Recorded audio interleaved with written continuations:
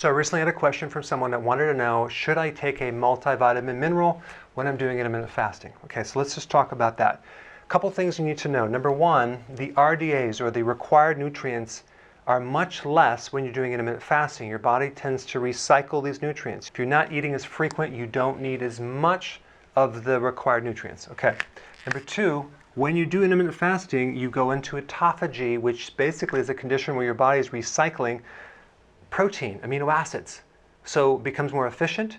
You increase growth hormone, which then protects you against the loss of protein. So again, you don't need as much protein if you're not consuming the frequency of eating. So it's really easy to get your amino acids, okay? So even if you ate once a day and you're eating a certain amount of meat or fish or eggs, you're gonna get your amino acids pretty easily. It's not gonna be a problem.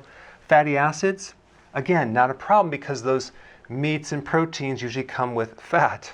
So the eggs, the fish, the grass-fed dairy, other fats. Also, because fat comes with protein, you're going to get your fatty acids, omega-3 fatty acids from the eggs, from the fish, from the other fats. Okay, now as far as the vitamins go, there's two types. You have the fat-soluble vitamins, vitamin A, D, E, and K. Okay, and then the water-soluble, which is vitamin C and the B complex. Okay, it's going to be pretty easy to get the fat-soluble vitamins from the fat that you're consuming in that one meal a day. So we don't really have to worry about that, okay? But the water-soluble, that's the vitamin C. If you're consuming the large salad each day or the amount of vegetables, then you're going to be fine because you're going to get your vitamin C in that amount pretty easily. If you're not consuming vegetables, that's going to be a problem. The thing you need to know is you don't want to consume a synthetic vitamin C. Why? Because they make synthetic vitamin C out of cornstarch and sulfuric acid. So you have mostly ascorbic acid, and maybe they throw in a little pinch of rose hips or bioflavonoids. You want to consume the vitamin C complex as nature has designed it, not in some isolated fraction of, or a part of the vitamin complex. So as far as B vitamins, you can get that from nutritional yeast. You can get it in liver. You can get it in brewer's yeast. There are several sources, so I'm going to recommend probably nutritional yeast will be the best bet for that. So the minerals, you can get that in the green. So you can kill two birds with one stone. You can do electrolyte powder to make sure you get all the minerals. Trace minerals, you can get that in sea kelp or seafood, okay? This is the one that's, I think, the hardest to get just because it's not in the soil. So you're going to have to add that to the diet or find some plant-based trace mineral, a liquid or a powder that can help you. Because even when you do sea salt, you're only going to absorb a certain portion. You're not going to absorb 100% of those minerals in sea salt.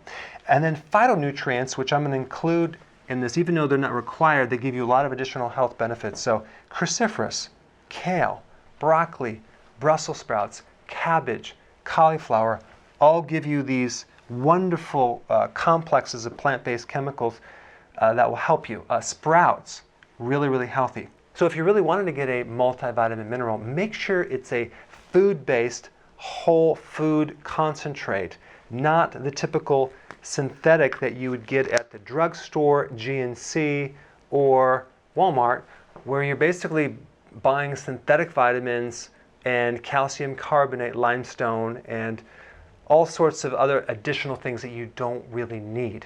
All right, well, thanks for watching. Hey guys, a lot of you already have my book, some of you don't, but this new edition called the New Body Type Guide is an upgrade from my last edition called the 7 Principles of Fat Burning. It has 156 images, 378 pages, full glossary. I talk about keto, intermittent fasting, the body types in detail. I have a new stress chapter. I'm going to show you exactly what to eat and a comprehensive FAQ. I put a link down below. Check it out.